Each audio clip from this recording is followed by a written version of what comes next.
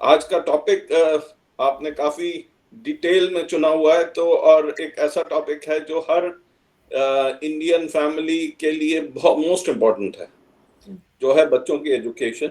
जी। और हम जितने हम हैं हिंदुस्तान में या ऑल ओवर द वर्ल्ड, सब यही चाहते हैं कि उनके बच्चों की एजुकेशन बहुत अच्छी हो। एंड जो उसी के बारे में हम डिस्कस करते हैं आज आपसे। और जी। क्योंकि आपने इतने डेप्थ में इस चीज के बारे में स्टडी किया हुआ है, तो कुछ ना कुछ आपकी तरफ से हमें इनपुट मिलेगा और लोगों को भी जानकारी मिलेगी। जी सर, जैसे एजुकेशन सबसे इम्पोर्टेंट चीज़ होता है हमारे सबके लिए आगे बढ़ने के लिए। तो करेक्ट। जनरली जो एज़ अ पेरेंट्स हो या फिर इवन हम लोग वर्किंग भी हो, तब भी हम ना कुछ हमेशा नया सीखते रहते हैं। तो करेक्ट। इस पॉइंट ऑफ व्यू को ध्यान में रखते हुए कि करियर ग्रोथ कैसे हो या फिर किस सेक्टर में जाना चाहिए, उस चीज़ को ध्यान रखते हुए जब हम लोग किसी चीज़ में फँसने लगते हैं, तब हमें लगता है कि ये चीज़ें क्यों हो रही हैं। करेक्ट। करेक्ट। तो जैसे घर में बड़े-बुजुर्ग होते हैं, तो उनकी सलाह-मशवरा लेते हैं। फिर ऑफ़िस में कोई सीनियर होते हैं, तो उनकी सलाह-मशवरा लेते हैं। बट जीवन में करेक्ट। जब सब कुछ अटक जाता है, तब लगता है कि कुछ सुपर नेचुरल हो रहा है। तब हम एस्ट्रोलॉजिस्ट के पास जाते हैं। तब ट्रू। हमें पता चलता है कि कुछ ग्रहों का प्रभाव है, कैसे हमारा ठीक होगा या फिर किस तरह के बिल्कुल। उपाय करने चाहिए। तो बिल्कुल। हमें बेसिकली ये समझना चाहते हैं कि जो एस्ट्रोलॉजी है, वो करियर में किस तरह से गाइड करता है? करेक्ट। करेक्ट। तो एस्ट्रोलॉजी क्योंकि एक बहुत डीप रूटेड साइंस है, जिसके बारे में पूरे विश्व में या हिंदुस्तान में भी एक अलग अलग किस्म की धारणाएं बनी हुई हैं। और ज्यादातर लोग ज्योतिष या ज्योतिषियों को भी इतना ज्यादा वेटेज नहीं देते अब, क्योंकि कुछ लोगों के साथ कई चीजें ऐसी हो चुकी हैं जो इन इन रियलिटी या इन एक जो असल में जो हो रहा है उसके अलावा बहुत कुछ और हो जाता है, ना कि जो ज्योतिषी जो आपको उसका वो डिफाइन करता है। सो बेसिकली एस्ट्रोलॉजी साइंस तो है, बट उसको उसको समझना और उसको एक्सप्लेन कर पाना या उसको इंटरप्रेट करना, वो बहुत रेयर हमें चीज मिलती है। एंड एजुकेशन इसलिए हमारे को इम्पोर्टेंट है कि एजुकेशन हमारे दिमाग को डेवलप करता है या स्किल तैयार करता है या हमें वो चीज का हुनर देता है कि हम किस चीज में आगे चल के अपना करियर बनाएं। पेरेंट्स की ज्यादातर परेशानी यही होती है कि उनको ये नहीं समझ आता कि बच्चे को किस फील्ड में डाला जाए। सो बच्चे आजकल बहुत ज्यादा इन्फ्लुएंस में रहते हैं अपने जितने फ्रेंड्स या अपने जो पीयर्स हैं, जिस जो क्लास में बच्चे हैं, उनसे भी बहुत इन्फ्लुएंस होते हैं कि क्या करियर ऑप्शन होना चाहिए उनका। इंटरेस्ट जरूर होता है कई चीजों में, पर वो सारी चीजें परस्यू नहीं कर पाते हैं। बट ग्रह नक्षत्र से ये देख के हमें समझ आती है कि ये कौन से फील्ड में एक्सेल करेगा या उसमें माहिर होगा या उसमें एक हुनर गेन करेगा। आप कुछ इस पे और थोड़ा हाँ, बताइए। ज़रूर। जी, संजय जी, जैसे आपने अभी बताया ना कि एस्ट्रोलॉजर्स जब बताते हैं और वो नहीं हो पाता है, तब हमारा मन थोड़ा विचलित हो जाता है कि हमें हमारे ज्योतिष ने ऐसा बोला कि मेरे करियर में होगा। जैसे कुछ लोग बोलते हैं कि हम मेष लगन के हैं, पुलिस में जाना चाहिए या फिर आर्मी में जाना चाहिए, बट मेरा इंटरेस्ट इंजीनियरिंग में हो रहा होता है। करेक्ट। करेक्ट। तो ये जब ज्योतिष बता देते कि हमें ये करियर फील्ड चूज़ करना है, फिर भी हम किसी और करियर में जा रहे होते हैं और वहीं से पैसे कमा रहे होते हैं। तो ये जो डिफरेंस है, ये जो मेजर गैप हो जाता है प्रेडिक्शन में, इसको कैसे देखते हैं कि करियर के लिए 10th हाउस इम्पोर्टेंट हो जाता है या सिर्फ सारे मेष लगन पुलिस वाले ही बन जाते हैं? तो इस चीज़ को थोड़ा बताइएगा। हाँ, तो मेष लगन हो या आपका वृश्चिक लगन भी, मंगल क्योंकि दोनों का ही रूलर है। और वहां से कुछ चीजें डिफाइन कर सकते हैं हम बच्चे के बारे या उसके करियर के बारे। बट 10th हाउस जो हमारा 10वां घर है हमारे चार्ट में, अगर मेष लगन से चल रहे हैं, और उससे ऑल्सो ये भी डिपेंड करता है कि चंद्रमा कहाँ प्लेस्ड है, क्योंकि जन्म चार्ट जो लगन से देखा जाता है और जो हमारा डेली लाइफ का चार्ट है वो गोचर मून मून चार्ट से देखते हैं।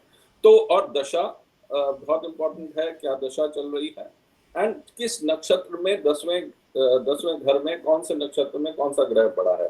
एंड लॉट ऑफ थिंग्स, मतलब उसमें कई चीजें इम्पैक्ट करती हैं उस वक्त। इनिशियली जब हम बच्चा पैदा होता है तो हम चार्ट देखते हैं, तो उसमें कई पंडित क्लियरिटी से बता देते हैं ये इंजीनियरिंग ही करेगा। 10वें घर में शनि हो या मतलब कोई ऐसा प्लैनेट्स हो जो आपको इंजीनियरिंग की तरफ या माइनिंग की तरफ या जमीन से जो उपज होने वाली चीजें हैं वो उसमें ले जाता है, जमीन के अंदर से जो निकलेगा। कुछ स्पोर्ट्स के लोग हैं या कुछ डिफेंस के लोग हैं, और इवन फॉर दैट मैटर जो लीगल फील्ड में जाते हैं, उनका सेकंड हाउस अगर कम्युनिकेशन या मार्ज स्ट्रांग है तो उनकी आय जो इनकम होनी है तो कहाँ से इम्पैक्ट करेगी, वो भी बहुत इम्पोर्टेंट रोल प्ले करती है। आप कुछ इस पे इनपुट्स दीजिए प्लीज। जहाँ तक हमको समझ में आ रहा है कि ज्योतिष से हमारा सवाल करना बहुत ज़रूरी आजकल के टाइम में बन जाता है। हर जी। ज्योतिष के अपने विचार-विमर्श होते हैं, हर ज्योतिष का अपना एक्सपीरियंस होता है। तो करेक्ट। उस बेसिस पे वो हमें प्रेडिक्शन दे रहे होते हैं, और 10 साल या 12 साल के बाद या 2-3 साल के बाद भी अगर वो प्रेडिक्शन सही नहीं होता है, तब हमारे मन में वो सवाल होता है, फिर दोबारा जाते हैं। उससे पहले हमें ये समझना चाहिए कि चाहे मेष लगन हो, वृश्चिक लगन हो या किसी भी लगन के हो आप, ज़रूरी नहीं है कि आप सेम सेक्टर में ही जाएँगे। बहुत सारे आजकल ब्लॉग्स वगैरह भी बनते हैं, जिसे लोग पढ़ के ये समझते हैं कि अच्छा मैं जेमिनी राशि की हूँ, तो मैं बोलने में बहुत एक्सपर्ट हूँ, तो मुझे communication, mass media, writing in सब चीज़ों में जाना चाहिए। बट वही जेमिनी वाले कोई मेडिकल सेक्टर में अच्छा कर रहे होते हैं। हाँ, करेक्ट। तो ये डिफरेंसेस कहाँ से आते हैं? ये बेसिकली कुंडली के बहुत सारे जो भाग होते हैं, 10th हाउस, 6th हाउस और अदर प्लैनेटरी कॉम्बिनेशन भी मायने रखता है। जैसे थोड़ी देर पहले आपने बोला था कि दशा बहुत मायने रखता है। और जब बच्चे के करियर की बात आती है, तो एक पर्टिकुलर टाइम फ्रेम होता है जब उसे एजुकेशन लेना होता है। जब करेक्ट। उस टाइम में दशा निकल जाए खराब या अच्छा, तो वो बहुत इम्पैक्ट करता है हमारे करियर पे। है एब्सोल्युटली। ना?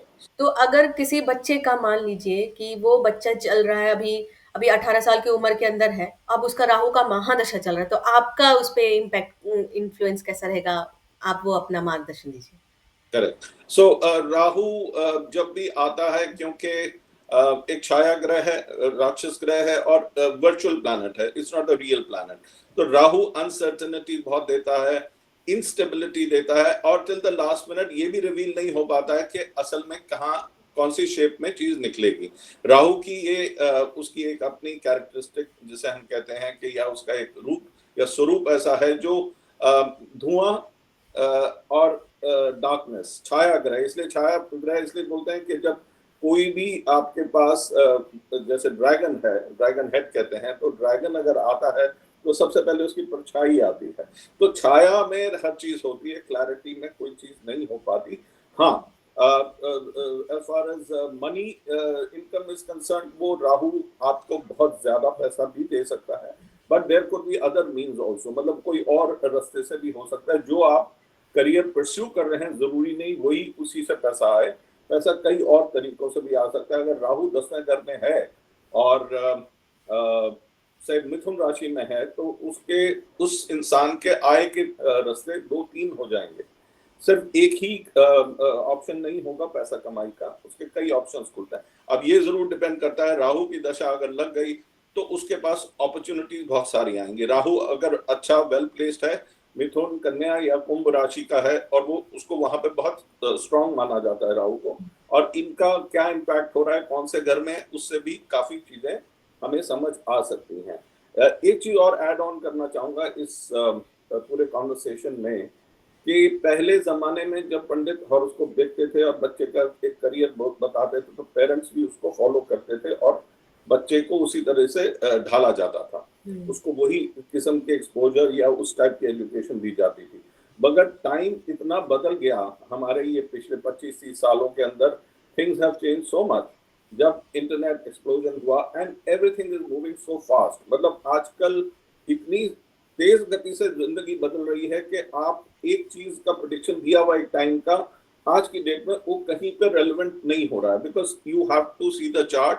अगर मुझे आज फिर देखना, ये समझना है कि मुझे क्या करना है, तो मुझे आज का प्लैनेटरी पोजीशन, आज की दशा, अंतरदशा, प्रत्यंतर और कौन से नक्षत्र में गोचर कर रहा है वो 10th हाउस का प्लैनेट, या जो हमारे जन्म स्थान पे जो था प्लैनेट, वो भी बहुत इंपॉर्टेंट रोल प्ले करता है। बिकॉज समय इतना फास्ट मूव कर रहा है एंड इतने आविष्कार हो रहे हैं कि things are changing by the minute. और सबसे बढ़िया चीज ये है कि जब हम आज से 30-40 साल पहले हमारे पास अपॉर्चुनिटीज बहुत कम थी। राहु, जब मैं समझता हूँ राहु का ही समय इस वक्त बहुत ज्यादा प्रेवलेंट है हमारे इस युग में, क्योंकि हर चीज हर मिनट बदल रही है। और उस वक्त जॉब अपॉर्चुनिटीज या करियर ऑप्शंस बहुत कम थे। आज की डेट में out of nothing you are creating money. तो ये राहु की एक कैरेक्टरिस्टिक बहुत खास मुझे नजर आती है आज की डेट में, हुँ। जहां पे कभी कोई ये नहीं सोच सकता था कि घर से बैठ के आप कमाई कर सकते हैं, वो भी आज हो रहा है। या प्लीज। एग्ज़ैक्टली हाँ, हाँ। करेक्ट। आपने सही बोला जैसे वैदिक एस्ट्रोलॉजी में भी जब जी। शुरुआती शिक्षा दी जाती है, तो हमें ये बताया जाता है कि एज़ अ ज्योतिष हमें देश, काल और पात्र का ध्यान रखते हुए ही भविष्यवाणी करनी चाहिए। करेक्ट। तो जिस कंट्री में, जिस देश में आप रहते हैं और काल यानी कि कौन-सा समय चल रहा है, 2025 चल रहा है, आज से 10 साल पीछे भी चले जाएँ तो पूरा सिनेरियो ही चेंज था। बिल्कुल। तो काल और पात्र यानी कि जो पर्सन आया है, उसका भाव विचार कैसा है, वो किस तरह से के चाल-ढाल से बिलॉन्ग करता है। अलग करेक्ट। कम्युनिटी से बिलॉन्ग करेगा तो उसका करियर ओरिएंटेशन ही अलग रहता है। जी। तो जी। देश, काल, पात्र को ध्यान रखते हुए जैसा आपने बताया कि आज का समय पूरी तरह से परिवर्तन हो चुका है, तो काल समय बहुत महत्व रखता है करियर बिल्कुल। चलाने में। उसी तरह से अगर किसी बच्चे का एजुकेशन के टाइम में ही राहु महादशा आ जाता है, तो पेरेंट्स बहुत चिंतित हो जाते हैं। इवन बिल्कुल। कुछ बच्चे तो जब उनकी शादी का टाइम हो रहा था, राहु महादशा चल रहे थे, तो वो कहते हैं कि नहीं-नहीं मेरा राहु महादशा में चलेगा नहीं। बट राहु महादशा तो बहुत लंबे समय का पीरियड होता है। अगर मेरा एजुकेशन के टाइम में ही वो पीरियड आ जाए, तो क्या एज़ अ पेरेंट्स या फिर एज़ अ स्टूडेंट हमको करना चाहिए ताकि हम उस डिस्ट्रैक्शन से, वो सडननेस से, वो उस अनसर्टेनिटी जो होता है हमारा, उससे हम निकल पाएँ राहु महादशा में। क्योंकि करियर समय निकलने के बाद सब कुछ हाथ से निकल जाता है। तो क्या एब्सोल्युटली। उपाय काम करेगा उसके लिए? उपाय डेफिनेटली हमारे हर ग्रह, क्योंकि कोई भी इस दुनिया में जो जन्मा है वो परफेक्ट प्लैनेट्स के साथ नहीं जन्मा। हर एक के कहीं ना कहीं पे कोई ना कोई ऐसा प्लैनेट पड़ा हुआ रहता है, या नक्षत्र ऐसा रहता है, या दशा ऐसी गलत आ जाती है कि वो अगर सब कुछ राजयोग वाले प्लैनेट्स भी हैं, तब भी कहीं ना कहीं पे उसको कोई ना कोई चीज फेस करनी पड़ती है लाइफ में, जिसे हम चैलेंजेस कहते हैं। और एजुकेशन के टाइम पे अगर राहु की दशा शुरू हो गई, जैसे बच्चा पैदा हुआ और हुँ, उसने कोई स्कूलिंग स्टार्ट की और राहु शुरू हो गया, तो उसके हमारे पास उपाय हैं, जिसको हम अगर नॉट द पेरेंट्स बट बच्चों से करवाया जाए तो, बिकॉज कई लोगों को मैं देखता हूँ कि उनको बताओ ऐसे कर लीजिए अपने बच्चे के लिए, उसके लिए बहुत बेनिफिशियल होगा, वो कर देते हैं, बच्चा वहीं का वहीं है। बच्चे को भी इन्वॉल्व करके उस चीज हुँ, से किया जाए, बिकॉज बच्चे के प्लैनेट्स इफेक्टिव होने चाहिए। तो करेक्ट। जैसे राहु काल में, जैसे राहु राहु दशा में अगर जो मेरी तरफ से जो मेरे को समझ आती है कि किसी बच्चे को जो पढ़ाई नहीं कर पाता, उस बच्चे को जिसका राहु दशा लगी या जिसका पढ़ाई में मन नहीं लगता, उसके हाथ से एक किताब, एक कॉपी और एक पेंसिल दान किया जाए। दान एक बहुत बड़ा उपाय है हुँ, जो मेरे को समझ आती। या किसी बच्चे की एजुकेशन को वो अगर किसी को अडॉप्ट करके उसको एजुकेट करें, उससे भी बहुत इम्प्रूवमेंट आती है बच्चे की मार्क्स में, या एकाग्रचित होकर पढ़ाई करने लगता है। राहु के अलग से और बहुत सारे उपाय हैं जो आप हाँ, और भी बता सकती हैं, जैसे हम लोग बोलते हैं कि मछलियों को खाना देना, या ऐसे कई उपाय और भी हैं। और हुँ, एस्ट्रोलॉजी के साथ साथ हमारे पास रियलिटी में भी आप देखेंगे तो ये चीज़ें जो हम देखते हैं कि लोग दान पुण्य कर रहे हैं, या किसी का कोशिश करते हैं कि किसी को अपने ही मेहनत की कमाई से किसी को मेहनत की कमाई होनी चाहिए, जी। That is very important. और उस चीज को लेके आप किसी का अडॉप्ट करके उसको एजुकेशन दिला रहे हैं या उसका पालन पोषण कर रहे हैं, तो अपने आपके बच्चे को ऑटोमेटिकली उसका बेनिफिट मिलेगा। जी, बहुत ये अच्छा। हाँ, मेरे को समझ आती है नहीं, नहीं, इस। सही बताया सर। उपाय एक तरह से हमारे जीवन का एक अभिन्न अंग होता है, जिसको हम्म, करने से हमारा जो कार्मिक साइकिल होता है, वो बैलेंस में रहता है। जी। और हमें कुछ सीखने मिलता है। जब भी आप किसी को दान करते हैं, तो आपको समझ में आता है कि अगर हम किसी को बुक्स या एजुकेशन में हेल्प कर रहे हैं, तो वो उसकी नीड है, जो उसकी पूरी नहीं हो पा रही है and that is my responsibility to help them. तो एक तरह से करेक्ट। ये आपको जागरूक इंसान बनाता है। वही बिल्कुल। अगर हम अन्न दान करते हैं, तो किसी की नीड है उसे खाने की। तो बिल्कुल। राहु बिल्कुल। बेसिकली एक इस तरह का छायाग्रह है कि वो दिखाता है कि जो उस चीज़ को जिसे चाहिए, आप उसे प्रदान करो, तो मैं एग्जैक्टली। तुम्हारा अच्छा करूँगा। ये जहाँ तक मेरे समझ में आ रहा है कि राहु का ये नीड है।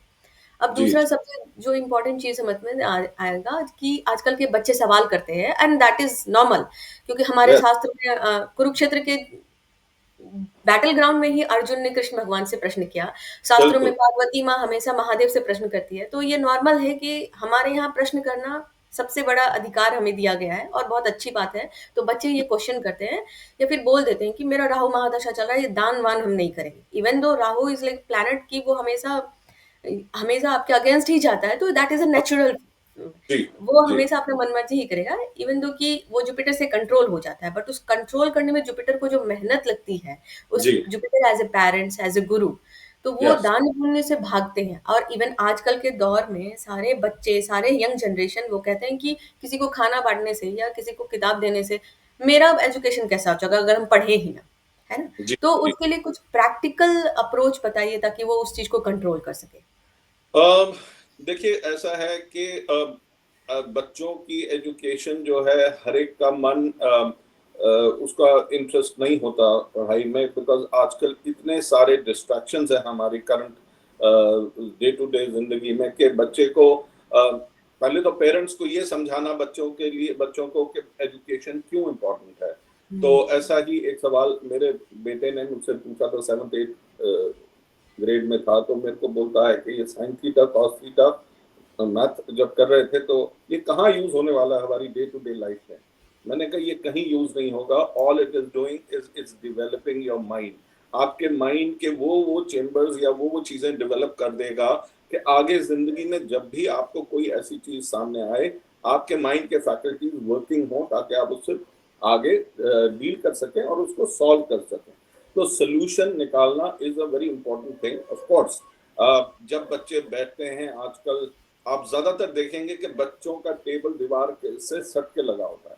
हुँ, तो वो ब्लैंक एकदम वॉल है जैसे हमारे पीछे वॉल नजर आ रही है।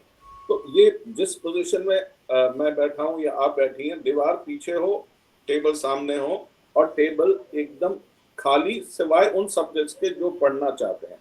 एंड जो मोस्ट अंडररेटेड जो मैं समझता हूँ कि वो जो 10 बार ब्रीद इन और ब्रीद आउट करके एक जगह फोकस आ जाता है बॉडी माइंड का तो तब आप अपने बुक्स खोल के पढ़ना शुरू करें तो you will have a lot of एक तो फोकस होकर पढ़ेंगे तो बच्चों का जो भी पढ़ेंगे वो फटाफट उनको अंदर भी जाएगा। मोस्ट इम्पॉर्टेंट एंड क्लटर नहीं होना चाहिए टेबल पे जहाँ पे पढ़ रहे हैं बच्चे। और या नॉर्थ की तरफ या ईस्ट की तरफ मुंह करके पढ़े तो और ये चीज जो मैं बता रहा हूँ ये मैंने खुद भी अप्लाई की हुई है और इट इज वेरी इफेक्टिव। देखो हर कोई अच्छे उस प्लानिटरी टाइम या उस दशा में नहीं पास निकल रहा होता। हुँ, कई कोई शुक्र की चल रही किसी की शनि की चल रही किसी की राहु की चल रही। बुध की दशा कम्युनिकेशन एजुकेशन ठीक है but there are times where other दशाज आर ऑन तो उस वक्त अपने आप को फोकस करके पढ़ाई करना so that you improve your grades and hmm, you are able to score and do good in your education। अच्छा करेक्ट। डीप ब्रीथ इन और ब्रीदिंग आउट से एक चीज मैंने जो समझी है ये हमारा बेसिक है लाइफ का। हुँ, जो हम ब्रीद इन कर रहे हैं ब्रीद आउट कर रहे हैं इससे हमारी बॉडी की कई चीजें हम खुद ही कंट्रोल कर लेते हैं विच इज वेरी अंडररेटेड। जो हम कहते हैं हाँ वो तो हमने फॉर ग्रांटेड लिया हुआ उस चीज को। Hmm, breathing in and breathing out actually पूरी बॉडी का जो फोकस है यहाँ आ जाएगा। आप फोकस एक तरफ करके पूरी एनर्जी फिर कोई भी काम करेंगे अगर हमें को कील भी ठोकनी है दीवार में तो मैं अगर हथौड़े से मार रहा हूँ तो कभी मेरे अंगूठे पे लग रहा है कभी उंगली पे लग रहा है। और अगर मैं 10 बार या 5 बार ब्रीद इन और ब्रीद आउट करके करूंगा तो मेरा निशाना एकदम उसी नेल हेड पे ही जाएगा। और मतलब ये मैंने खुद एक्सपीरियंस किया हुआ है करेक्ट। एजुकेशन का भी पढ़ाई का भी। जी करेक्ट। हाँ बेसिकली आप ये यहाँ पे आपके बात से हमको समझ में आ रहा है कि जो राहु है वो फ़ोकस को दिखाता है। तो अगर आप हाँ अपने स्टडी टेबल को डिक्लटर रखेंगे, साफ-सुथरा रखेंगे तो आपको पता है कि आपको पहला काम कौन-सा करना है। जी। इससे करेक्ट। राहु को हम ठीक करते हैं ना। राहु क्योंकि ज्यादातर कंफ्यूजन है हाँ। उसको अगर हमने ठीक कर दिया तो आधी से ज्यादा प्रॉब्लम तो वहीं पे सॉल्व हो गई। हाँ, वो हमको लगता है कि राहु जो है ना एक ऐसा प्लैनेट है जो हर काम सब काम एक साथ करना चाहता है। वहाँ एग्जैक्टली या उसे वो राजा बनने के चक्कर में पूरे काम एक साथ रिस्पॉन्सिबिलिटी लेता है, पावरफुल बनना चाहता है वो। करेक्ट करेक्ट तो करेक्ट करेक्ट। उस रीज़न से वो मल्टीपल रिस्पॉन्सिबिलिटी लेने लगता है बट किसी चीज़ को वो कंप्लीट नहीं कर पाता। तो नहीं राहु का पावर को यूटिलाइज़ करने के लिए फोकस स्ट्रक्चर्ड प्लान रखना चाहिए, जैसे कि सैटर्न कंट्रोल कर लेता है राहु को, जुपिटर जी कंट्रोल जो भारी ग्रह है वो कंट्रोल कर लेते हैं राहु करेक्ट को। तो इन दोनों सैटर्न जुपिटर की जो क्वालिटी है वो अपने अंदर लाना, लाइक स्ट्रक्चर रहना, डिसिप्लिन रहना, परसिस्टेंट एफर्ट करना और जो सबसे इम्पोर्टेंट चीज़ है वो ब्रीथ इन ब्रीथ आउट का जो एक्सरसाइज़ है जिसे अनुलोम-विलोम भी कहते हैं, इससे अनुलोम विलोम। अवेयरनेस जागता है। हाँ, बिल्कुल, बिल्कुल। जो क्लटर और मल्टीपल थॉट्स होते हैं हमारे माइंड में, हमें पता चलता है कि किस थॉट को पहले एग्जीक्यूट करना है और किस थॉट को बाद में। वो है राहु महादशा में। तो जितने भी बिल्कुल, बच्चे राहु महादशा में हो, तो उनके पेरेंट्स को ये समझना चाहिए कि हमें उनकी प्रायोरिटी को समझना चाहिए बच्चे की, पहला। दूसरा, राहु एक आउट ऑफ बॉक्स आइडिया देता है जो स्ट्रक्चर्ड फैमिली को एक्सेप्टेंस में नहीं आता है। फॉर एग्जाम्पल, हम चाह रहे बच्चा इंजीनियर बने, तो बच्चा किसी फिल्म के सेक्टर में या क्रिकेट के इसमें जाता है, जहाँ मेरा बैकग्राउंड ही नहीं है। एज़ अ नहीं, पेरेंट्स हम समझ रहे हैं कि हमारा बैकग्राउंड ही नहीं है। बट जी, आपको ये देखना है कि उनकी कुंडली में राहु अगर प्रोमिनेंट है या फिर मंगल राहु का कॉम्बिनेशन बना है, तो एग्रेशन रहेगा ही रहेगा। उस एग्रेशन को हमको स्पोर्ट्स में या फिर डांस में, इस चीज़ों में अगर बच्चा अच्छा कर रहा है, तो हमें उसमें डालना चाहिए। करेक्ट, लेकिन करेक्ट, करेक्ट। बच्चे को ये भी समझाना चाहिए कि देखो, राहु जो है एक सिर वाला प्लैनेट है, जिसके पास सिर हाँ, है, दिमाग है। तो हाँ, बिना इन्फॉर्मेशन के, बिना क्वालिटी ऑफ एजुकेशन के आप अच्छा नहीं कर पाओगे। सही, क्वालिटी ऑफ इन्फॉर्मेशन आपको दिमाग चलाने में हेल्प करता है, कैलकुलेटिव होना। इवन जो बच्चे 10+2 में भी पास करके आगे बढ़ रहे हैं, आगे नहीं पढ़ा उन्होंने, वो करियर में अच्छा कर रहे होते हैं। बिल्कुल, because they are implementing their ideas also. तो वहाँ पे करेक्ट, वो माइंड से बहुत पावरफुल है। तो यस, बेसिक एजुकेशन जो होता है, बेसिक कॉलेज एजुकेशन या फिर पीएचडी जो भी होता है, वो आपको बस ये बताता है कि आप स्ट्रक्चर्ड वे में कैसे आगे बढ़ोगे। करेक्ट, तो एज़ अ पेरेंट्स हमको लगता है ये समझाना चाहिए अपने बच्चों को कि education is just to know how to use information in a structured way. Yes, तो यस, एज़ अ पेरेंट्स हमें परेशान नहीं होना है, या एज़ अ स्टूडेंट भी परेशान नहीं होना है कि राहु महादशा चल रहा है। हाँ, राहु महादशा में कुछ चीज़ें जो ध्यान में रखनी चाहिए, जो मेरा भी खुद का एक्सपीरियंस है, कि अपने फ्रेंड सर्कल का ध्यान रखें, वो गलत ना रखें। सबसे बिल्कुल। बड़ी चीज़ वो होती और है। क्योंकि राहु इन्फ्लुएंसिव प्लैनेट है, वो इन्फ्लुएंस होता है दूसरे से, और वो अपने आप को भी वही समझने लगता है, जो या रियलिटी में वो होता नहीं है। तो अपने फ्रेंड जी, सर्कल का ध्यान रखें, अपने काम को स्ट्रक्चर्ड वे में करें, डिसिप्लिन रखें। तो शनि और बृहस्पति के जो गुण होते हैं अच्छे वाले, डिसिप्लिन रहना, पॉजिटिव रहना, ये सारी चीज़ें लाना। तो जी, यहाँ तक के कन्वर्सेशन में यहाँ क्लैरिटी हो रहा है कि जो भी हम एस्ट्रोलॉजर्स या ज्योतिष के पास जाते हैं, हमें उनको अपनी कुंडली में लगन पूछना चाहिए, दशा अंतर्दशा पूछना चाहिए, और कौन-सा प्लैनेट हमारे 10th हाउस को, जैसे आपने बताया अगर 10th हाउस में राहु है तो क्या-क्या उसके इम्पैक्ट होते हैं, वो सारी चीज़ें पूछनी चाहिए हमें। क्योंकि आजकल के एस्ट्रोलॉजर्स में है कि वो आपको बताते हैं प्रेडिक्शंस, फिर वो जब सच नहीं हो पाता, तब हमारे मन में उलझनें आती हैं। उन सब करेक्ट, उलझनों से निकलने के लिए हमें प्रश्न पूछना चाहिए।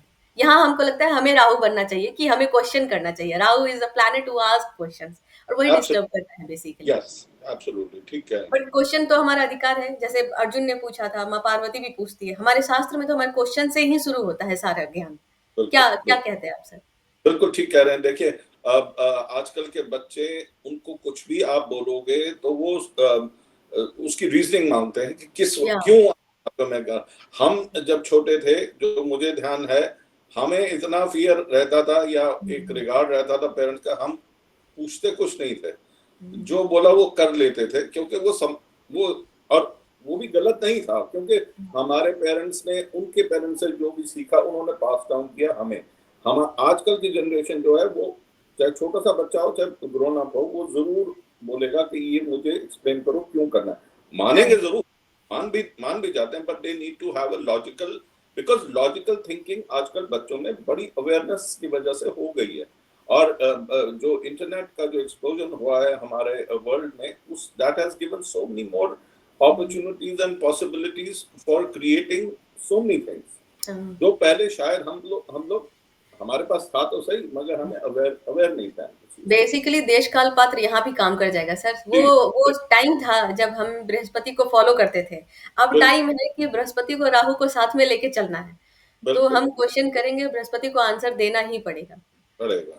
You have correct. To, yes, absolutely. हाँ। मतलब आप हैरान होंगे कि हम, just personal experience as as my teachers, तो उन्होंने मेरे को एक दो टीचर्स ने जो हम अलमनाई में मिलते हैं, तो उन्होंने मेरे को बताया कि जब वो जाने कि मैं एस्ट्रोलॉजी करता हूँ, तो उन्होंने कहा कि हमें थोड़ी सी गाइडेंस दो। तो मैं गया, उनको समझाया, कुछ बातें बताई, तो वो बड़े खुश हुए।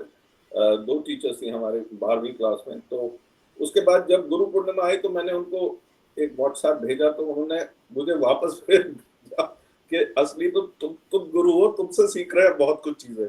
तो जी। This is the kind of understanding. और बिकॉज टीचर्स, देखिए, जो जो गुरु है वो हमेशा आपको कुछ सीख ही देगा। He will never advise anything wrong, वो अच्छी चीज ही बताएगा, आपको ज्ञान ही मिलेगा वहां से। तो this is without doubt, if somebody is a teacher, वो जरूर अच्छी बात ही बताएगा ताकि आप सब जैसे कहते हैं ना, अच्छी राह पे चले या आपका कोई बेनिफिट हो, वो हाँ। चाहे एजुकेशन हो या कोई भी टिप फॉर लाइफ हो। जी। हाँ, करेक्ट, करेक्ट। तो अभी के कन्वर्सेशन से ये क्लैरिटी मिलता है कि as a parents, as a students अगर हम अपने ज्योतिष आचार्य के पास जाते हैं, किसी एस्ट्रोलॉजर से भी कंसल्टेशन लेते हैं, तो हमें उनसे ये सारे सवाल इम्पोर्टेंट करना चाहिए कि मेरा बिल्कुल। लगन है आपने बता दिया, मेरा प्रेडिक्शन बता दिया, बट थोड़ा-सा देख के बताइए कि दशम घर में कौन ग्रह बैठे हैं और सारे ग्रह एक ही करियर नहीं देते हैं, सारी राशि एक ही करियर के नहीं होते हैं, बेस्ड ऑन प्लैनेटरी योग, दशा, अंतर्दशा और गोचर। ये सारी चीज़ें निर्धारित करती है कि हमारा करियर किस तरफ जाएगा। तो ट्रू। जो एस्ट्रोलॉजर्स बोल देते हैं कि वो पत्थर की लकीर नहीं हो जाती है। इसीलिए नहीं। आपको अगर मन है डॉक्टर बनने का और एस्ट्रोलॉजर ने बोला नहीं करियर तो पुलिस में दिख रहा है, तो आपको डिप्रेस नहीं होना है, आपको उनसे सवाल करना है कि क्यों और क्या लॉजिक है और इसको हम किस तरह से ट्रांसफ़ॉर्म कर सकते हैं। बेसिकली प्लैनेट्स एंड राशि और नक्षत्र ये सारे एनर्जी हैं। एब्सोल्युटली, हाँ, वो एब्सोल्युटली। आपको दिया गया है as a power, as a energy that you can transform. तो आप करेक्ट। उन चीज़ों को सवाल करके पूछ के अपने ज्योतिष से समझिए कि हम इस करियर में जाना चाह रहे हैं, क्या इसका योग बन रहा है कि नहीं बन रहा है? ये थोड़ा बताइए।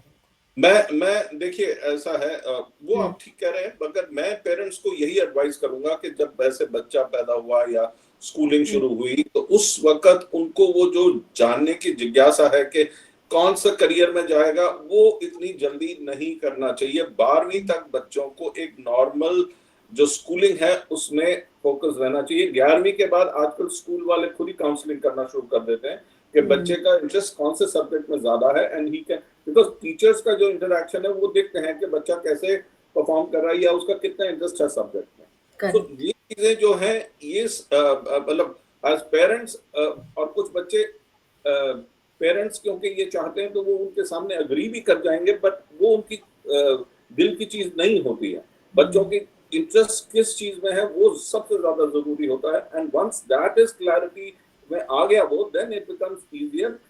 उस वक्त अगर हम एस्ट्रोलॉजर से कंसल्ट करें तो वो hmm, it will make more sense to, मतलब मेरी समझ से ये है कि 11वीं 12वीं जब होगी उसके बाद हमें समझना चाहिए पेरेंट्स को कि भाई बच्चा कौन सा किस किस चीज में रुचि है और कौन सी जगह पे फोकस करना चाहिए या कहाँ इन्वेस्टमेंट करनी चाहिए ताकि बच्चे के हायर एजुकेशन करेक्ट। की हाँ, हो। अगर ज्योतिष का भी बात करें तो केंद्र हाउस होता है 1, 4, 7, 10 जिसमें 4th हाउस जो होता है एजुकेशन पॉइंट ऑफ व्यू से देखा जाता है। जो सबसे पहला एजुकेशन होता है वो 2nd हाउस से मिलता है जो हमारी कुटुंब या परिवार से मिलता है। बट जो बिल्कुल। जो इम्पोर्टेंट पिलर है वो 4th हाउस जो हमारा बेसिक एजुकेशन फाउंडेशन क्रिएट करता है, जो स्कूल से लेके कॉलेज तक का होता है, वो करेक्ट। कंपल्सरी हमें देना ही चाहिए ताकि आप एक थॉरो वे में बृहस्पति और शनि के गुण अपने अंदर ला सकें। राइट। बृहस्पति है शिक्षा, शास्त्र का ज्ञान लेना, फिर शनि है परसिस्टेंस वे में उस स्कूल और एजुकेशन लेते हैं, सिस्टम में एक स्ट्रक्चर सिस्टम में इन्वॉल्व होते हैं। स्ट्रक्चर और तो डिसिप्लिन। हाँ, हाँ। करेक्ट। तो आप अपने सजेशन से ये कह रहे हैं कि आप अपने 4th हाउस को, अपने पिलर को सबसे पहले मजबूत कीजिए। मत लगन आपका बुद्धि है, 4th हाउस आपका जो एजुकेशन सिस्टम है उसको मजबूत कीजिए, तब आप करियर जो उसके अपोज़िट 10th हाउस होगा वो अपने आप मजबूत हो जाएगा। मजबूत होता है। सो ट्रू, करेक्ट, सो हाँ, एब्सोल्युटली, करेक्ट। एब्सोल्युटली कह रहे हैं आप। हाँ। और वो 4th हाउस का एजुकेशन ही हमें सीखना ये ही अच्छा देता है। हाँ, ये सीखने वाली चीज है, ये बड़ा कनेक्ट है हमारे 4th और 10th का, जो हुँ, ये हर एक को मतलब मैंने तो आजकल मतलब जब देखता हूँ या सुनता हूँ, कोई कनेक्ट कहीं उनको पता ही नहीं है, हालांकि बहुत हुँ, सामने क्लैरिटी में है 4th और 10th आमने करेक्ट। सामने, बट लोगों को नहीं समझ आती इस चीज। हाँ, हाँ। जब जब भी कोई प्लैनेट 4th में बैठता है, वो 10th को देख रहा होता है या 10th वाले में जो भी ग्रह बैठते हैं, वो 4th को देख रहे होते हैं। एजुकेशन सिस्टम इम्पोर्टेंट है, तो चौथा घर इवन ज्योतिष शास्त्र में जो 1, 4, 7, 10th हाउस होता है, पहला हो गया आपका लगन, चौथा शिक्षा, सातवां आप किससे रेसिप्रोकेट कर रहे हैं, आपके दोस्त यार जिससे भी आप बात करें, जिससे आप सीखने के लिए मिलता है। 10th correct. हो गया आपका कर्म क्षेत्र। तो इन 1, 4, 7, 10th को ना विष्णु स्थान बोला जाता है, जहाँ विष्णु बैठते हैं। तो अच्छा। वो आपका पालन का रिस्पॉन्सिबिलिटी लेते हैं कि हाँ, हम आपका कर्तव्य पालन के लिए आपको मार्गदर्शन करेंगे as a Vishnu. Vishnu the one who is omnipresent who can give you sustenance in your life. तो ओके। एजुकेशन सस्टेनेंस जो है वो विष्णु की तरफ से आता है। तो अपने केंद्र को सबसे पहले बल देना चाहिए 1, 4, 7, 10 हाउस को। तो हमको ये लगता है जैसे आपने अभी उठाया ना कि बेसिक एजुकेशन सबसे इम्पोर्टेंट होता है। तो एज़ अ करेक्ट। पेरेंट्स हमें सबसे महत्वपूर्ण चीज़ है शिक्षा। तो शिक्षा हाँ। को महत्व देते हुए हमें अपने विष्णु का आह्वान अपने जीवन में हमेशा रखना चाहिए। कभी भी विष्णु को नहीं भूलना चाहिए। तो Vishnu is like the one who preserve the knowledge. Yes, एक एक यस। एक स्टोरी भी अभी याद आ रहा है जिसमें सारे वेद को ना एक राक्षस ने चुरा लिया था। तो ब्रह्मा जी एकदम परेशान हो गए थे कि अब वेद को फिर से वापस कैसे लाया जाए, क्योंकि उसके बिना तो मेरा जीवन ही नहीं है, सृष्टि कैसे चलेगी फिर? तो जी। उन्होंने विष्णु भगवान का आवाहन किया था। तो विष्णु भगवान हयग्रीव के रूप में, यानी कि घोड़े के रूप में, उसका उनका हेड जो था वो हॉर्स का था और बॉडी ह्यूमन बीइंग का था। तो ओके। हयग्रीव रूप में उन उस राक्षस को मार के वो 4 वेद लेके आके वापस ब्रह्मा जी को देते हैं। तो वो हयग्रीव रूप की साधना करने से भी आपको एजुकेशन सिस्टम में या फिर उसमें आगे बढ़ने में हेल्प मिलता है। ये अरे वाह! हमने अपने गुरु से सीखा कि हयग्रीव उपासना विद्या प्राप्ति के लिए बहुत अच्छा होता है। तो वाओ! अगर आपको कोई मेलेफिक इन्फ्लुएंस है 1, 4, 7, 10 हाउस में, या फिर आपका बच्चे का ध्यान नहीं लग रहा है पढ़ाई करने में, तो आप हयग्रीव उपासना कर सकते हैं। और वाह! इसका, जैसे आपने दान का बहुत महत्व बताया, भोजन दान करना चाहिए, तो आप चने का दान कीजिए इसमें। हाँ, ठीक है। हाँ। एक और इंटरेस्टिंग बात यहाँ पे शेयर करना चाहिए, अभी बात-बात में आ रहा है ये चीज़, तो राहु जो होता है, जैसे आपने बताया कि 10th हाउस में राहु है, राहु का महादशा आ जाता है, तो एजुकेशन सिस्टम पूरा खराब होने लगता है, बच्चे का ध्यान नहीं लगता है, डिस्ट्रैक्शन हो जाता है। तो जितने भी एनिमल्स होते हैं, वो राहु और केतु के ज़ोन में आते हैं, ठीक है? हुँ। और जब भी आप देखो जी, गणेश भगवान को बॉडी ह्यूमन का है और जो हाँ, हेड है वो एनिमल का है। यस। अगर हम हाँ। हयग्रीव की बात करें तो उनका भी बॉडी ह्यूमन का है और हेड जो एनिमल का है। तो हमें एनिमल का हेड क्यों दिया जा रहा है हर देवता को, ये भी सोचने वाली बात हुँ, है ना? हुँ। तो वो पूरा तो कंप्लीट सरेंडर रखते हैं डिवाइन पे। Complete correct, surrender on divine, तो आप क्या होता है, आपका स्पेस बनता है माइंड में कि हमको नया करेक्ट, चीज़ सीखना है। और वो करेक्ट, सीखने में ही आप नए बुद्धि इम्प्लीमेंट करते हैं, जो आपका 4th हाउस का बेसिक फाउंडेशन हो जाता है, जैसा आपने ट्रू, बताया था थोड़ी देर। तो ट्रू। हमें एज़ अ पेरेंट्स, अगर आपको लग रहा है कि उपाय चाहिए, तो आप हयग्रीव उपासना कर सकते हैं, दान कर सकते हैं। तो ये सारी चीज़ें हमको लगता है इम्पोर्टेंस होता है, और बेसिक फाउंडेशन तो हमेशा इम्पोर्टेंट होता है। 4th house Vishnu should be there to preserve your knowledge. एक एक और मैं इनपुट देना चाहूँगा यहाँ पे। कैसे जैसे बच्चों को स्मरण शक्ति हुँ, कमज़ोर रहती है, हुँ, याद नहीं कर पाते। जो भी पढ़ा भूल गए या दे कैन नॉट रिटेन।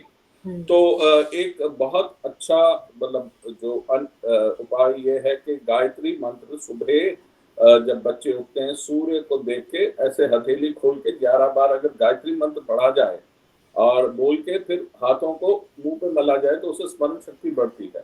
सी हमारे मंत्रों में बहुत शक्ति है। हमारा कंट्री या हमारा जो वेद पुराण या हमारी जो एक माइथोलॉजी या जो हमारा एक सनातन जो एक हुँ, कल्चर है हमारा, उसमें इतनी सारी चीजें वेद पुराणों में लिखी हुई है कि उसको हम एक्चुअली रीडिस्कवर कर रहे हैं। वो ऑलरेडी थी, ऐसा नहीं हुँ, था कि नहीं थी। हम खुद ही रीडिस्कवर कर रहे हैं कि उसमें कितनी शक्ति है। मंत्र चैंटिंग में बहुत ताकत है। Only thing is you need to have that intent कि मैं किस लिए ये मंत्र चैंट कर रहा हूँ, उसका संकल्प करके करेंगे तो वो एकदम से इफेक्टिव होता है। मतलब जो मेरे को समझ आता है, क्योंकि बचपन से कई मंत्र कईयों ने बोला कि ऐसे करो ऐसा हो जाएगा, मगर you have to be intention के साथ करेंगे तो वो चीज बहुत इफेक्टिव हो जाती है। करेक्ट सर, लोग हाँ। जो आपने हाँ, जैसे बोला ना कि हाथ को इस तरह से करके आगे बढ़ा के फिर करते, फिर अपने चेहरे पे लेते हैं। हाँ, इसके पीछे भी रीज़न है कि लाइक हम आज के टाइम में हम लोग अपने मोबाइल में कितने सारे ऐप्स इंस्टॉल करते हैं, और exact, particular app particular responsibility लेता है कि पेमेंट करना है, व्हाट्सएप पे करेक्ट, बातें करनी है। जितने भी ऐप होते हैं सबकी अलग रिस्पॉन्सिबिलिटी, तो उसी तरह से मंत्र को जब अपने बॉडी में आप इंस्टॉल करते हैं, सो वो true. Installation start working in your life, whatever your desire that is going to be fulfilled. What तो अ वो लवली, मंत्र इंस्टॉलेशन एक बहुत इम्पोर्टेंट है। Very good thought. I really appreciate, बहुत अच्छी बात बोली आप।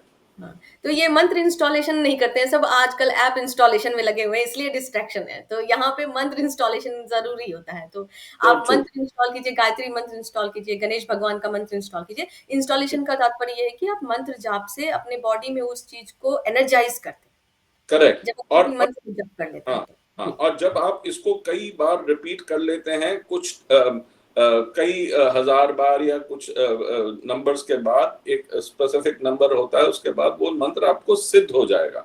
वो जी। सिद्धि आ जाती है, because that mantra gives you that power and energy to use it for your own benefit.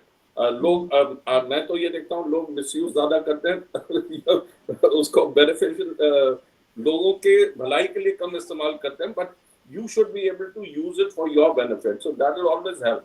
और वो हर एक के लिए सिद्ध है। मतलब जो भी इसको एकाग्रचित होके ध्यान से करेगा और इंटेंशन से करेगा उसको जरूर फल मिलेगा। उसमें कोई डाउट नहीं है। करेक्ट सर, सिद्धि भी बेसिकली यही होता है कि आप किसी चीज में परफेक्शन लाते हो, तो आपको करेक्ट, क्लैरिटी मिलती है, तो आपको डिसीजन मेकिंग एबिलिटी अच्छा हो जाता है, तो आप उस काम को एक बार में एग्जीक्यूट कर जाते हैं। कर वही जाते हैं। वही रावण थे जिन्होंने स्वर्ग पे भी अधिकार कर लिया, बिकॉज ऑफ बिल्कुल, सिद्धि only, the perfection on his skill. Correct, correct, okay, correct, उसी करेक्ट। तरह से अगर तो वही श्री राम थे, उन्होंने भी सिद्धि प्राप्त की थी, बहुत सारे मंत्र जाप, और उन्होंने भी साधना की थी। इवन युद्ध से पहले भी उन्होंने रामेश्वरम का स्थापना किया था, तो वो एक तरह से करेक्ट, सिद्धि प्राप्त करना ही होता है। दैट इज द बिल्कुल, इंस्टॉलेशन ऑफ मंत्र, द पावर गेन, तो ये सो सारी ट्रू, चीजें। सो ट्रू, तो so true. Overall career analysis का अगर हम जब बात करेंगे, तो लगन, चंद्रमा, दशा अंतरदशा और 10th हाउस में बैठे ग्रहों की बात करेंगे। रेमेडी के राइट, लिए भी हमने बात किया, जैसे कि आज हमने राहु के रेमेडी की बात की, उसी तरह से आगे कंटिन्यू करेंगे इस चीज को, फिर जरूर। आगे जानेंगे किस तरह से प्लानिंग हाँ, करनी राहु राहु के लिए दो तीन चीजें मैं बता सकता हूँ कि अपने किचन में है।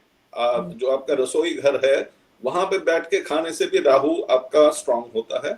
तो ये चीज मतलब ये चीज मैंने बहुत पहले मुझे पता नहीं था। As a child I used to really enjoy having हाँ, food. That is basically Lal Kitab remedy sir, तो वहाँ से आया है। बट यस, जनरली जब हम हॉस्टल में रहते हैं और हम लाइक इंजीनियरिंग स्टूडेंट है या फिर एमबीए कर रहे हैं, तो हम किचन में बैठ के नहीं खा सकते ना सर, मेस नहीं में खा। अलाउ होता है खाना, बट कुछ हाँ बच्चे रूम में भी खाते हैं। वहाँ पे हमको लगता है राहु को कंट्रोल करने के लिए सबसे पहले तो हमको डिस्ट्रैक्शन, जैसे आपने बताया, वो, जी, और मैनेजमेंट स्ट्रक्चर होना चाहिए दूसरा। और अगर हम खाने की बात करें, तो हम डिसिप्लिन लाए खाने में।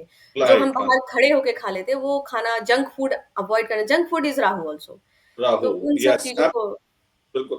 एंड एक बहुत इंपॉर्टेंट चीज जो बच्चे करते हैं, which I have seen over a period of time, उनके मार्क्स अच्छे नहीं आते, बहुत मेहनत भी करते हैं, वो है बेड पे बैठ के पढ़ाई करना। बेड पे बैठ के कभी पढ़ाई ना करें, आपको डिजायर्ड रिजल्ट नहीं आएगा। बेड पे सिर्फ सोना है। कई लोग खाना खा रहे होते हैं, कई लोग पढ़ रहे होते हैं, they are doing everything on the bed, मतलब वो और टेबल पे बैठ के जो पढ़ाई होगी, वो आपके बेड पे बैठ के वो आपको रिजल्ट नहीं देगा। बेसिकली क्योंकि फिजिकल पोस्चर्स चेंज हो जाते हैं बैठने का, आप कंफर्ट ज़ोन में चले जाते हो, तो आपको मन करता है सोने का, तो आप वहाँ पे पढ़ाई ना करके सोने चले जाते हो फिर। यस, क्योंकि राहु जो है आपको जो एक स्ट्रक्चर इनडिसिप्लिन ज्यादा देता है हुँ, हुँ। आपको। एक जैसे कि ना लथार्जी, और वो किसी टाइम पे भी कुछ भी हो जाएगा, वो उसमें ये प्रॉब्लम रहती है राहु में। So when you have to overcome this problem with Rahu, you should be disciplined and you should move your life in a structured और form. सबसे और बड़ी समस्या कहाँ आती है सर, पता है? जस्ट थोड़ा-सा समय लेंगे, जो राहु महादशा वाले बच्चे होते हैं ना, वो बेड पे ही बोलेंगे हम पढ़ेंगे। वो सब कुछ बेड पे ही कर, और उनको सँभालना मुश्किल हो जाता है फिर। हो जाता हो तो जाता है सही। ऐसे में फिर सँभालने मुश्किल होने के लिए हमको लगता है उनका फ्रेंड बनना ज़्यादा ज़रूरी होता है एज़ अ पेरेंट्स। क्योंकि हम भूल करेक्ट, जाते हैं कि हम एक इंसान हैं और हम दोस्त भी बन सकते हैं। तभी हम करेक्ट, सिर्फ़ एज़ अ पेरेंट्स सोच रहे थे, तो उस बच्चे के एग्जैक्ट, दोस्त बन के आप उसे सँभाल सकते हैं, बता सकते हैं। सो ट्रू, है ना? सही है। तो ये सारी चीज़ें और भी कन्वर्सेशन आगे बढ़ाएँगे, फिर करते हैं। जरूर, thank you so much sir. Thank you. Thank you, thank you. नमस्ते। हाँ, ओके, नमस्कार, गॉड नमस्ते। ब्लेस।